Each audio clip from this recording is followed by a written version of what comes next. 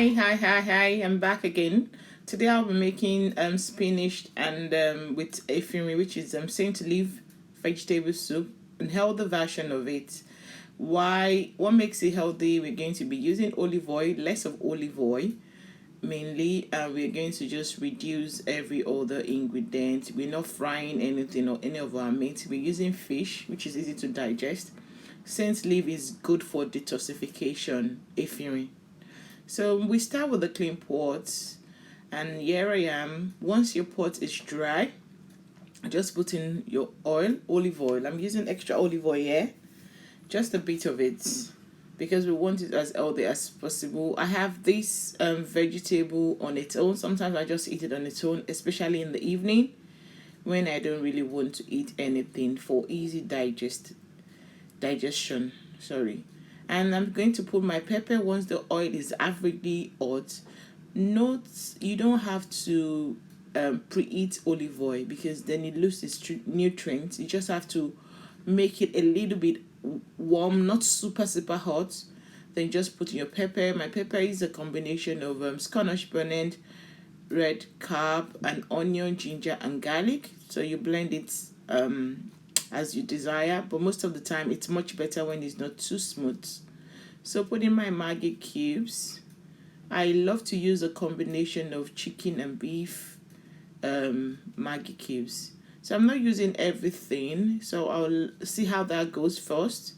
If I need more, then I'm going to add my fish, but I'm not adding the whole fish at a go because I don't want all to be squashed in.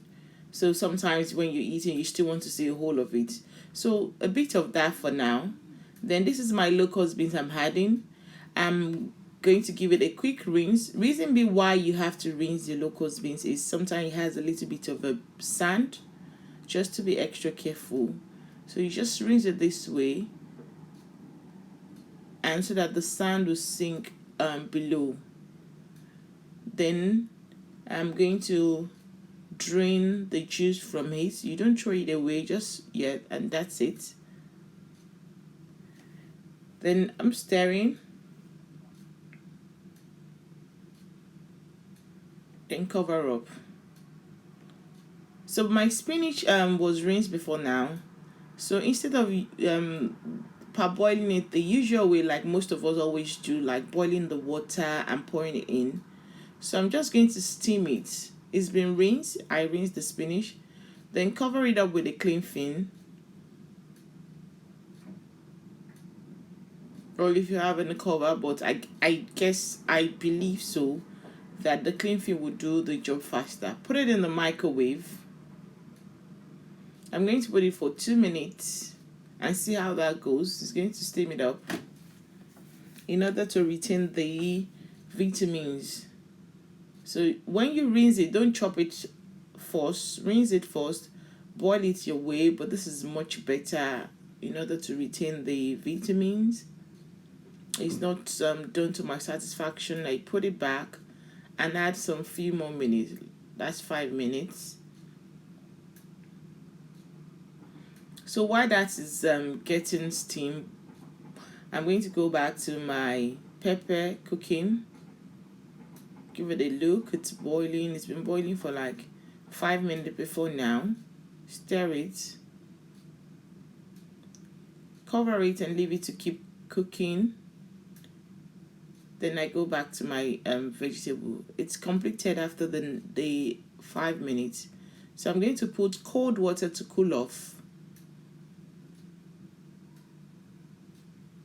So after it's cool off, this is now the time I'm going to squeeze the water out of it once it's cool off, just to stop it from continuous cooking. So you put in the cold water to cool it off, then squeeze the water out of it.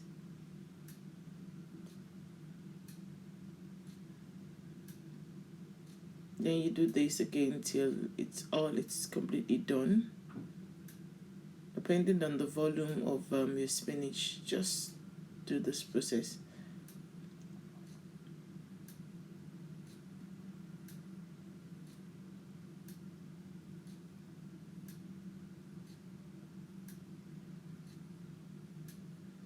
Then drain the remaining with your silver basket. Then just get the remaining bit of it out of it. Then I'm going to apply the same to the remaining spinach and just pop it in the microwave. So just do it depending on the volume of the spinach you're using. So just do it the same way. So then I'm back to my pepper, which has been cooking for like, let's say, another 12 minutes. Then stir. Then at this point, I'm going to put my crayfish, powdered crayfish, you know, the white tiny crayfish. So I just blend it and store it in my jar.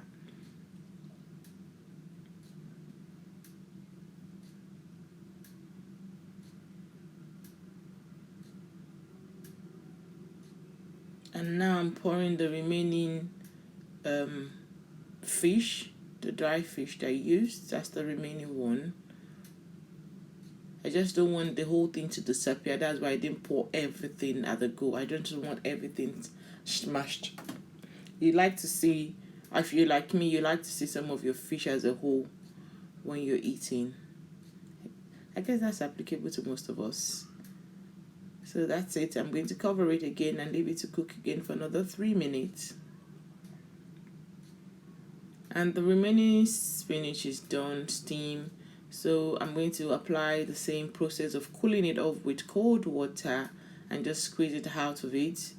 And I've done that, and I'm not just going to chop it with your scissors, your knife, whichever one you're convenient, you're comfortable with. So just chop the spinach. Most of the time, it's advisable not to chop your spinach before rinsing it or before steaming it, either the way I've done or with cold water, just to retain vitamins. You know, vegetables are quite very, very tender, and the vitamins in there, you can just lose them easily.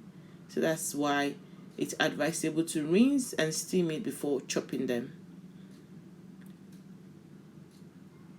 So it's done now. My then I'm going to put my snail. Yes, no beef, so it's just the dry fish and snail, which is referred to seafood.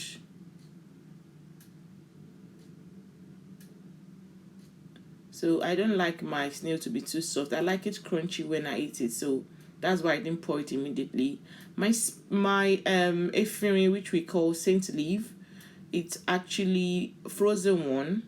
So from the freezer, when I get them fresh like that in the market, or maybe from when I travel back home, I just rinse it and I just store it in the freezer. So it was frozen, from frozen, and this is it. You put it, ephraim, sometimes you can add it to your smoothies. Very good for detoxification. So it's very good. I use it for my detoxification.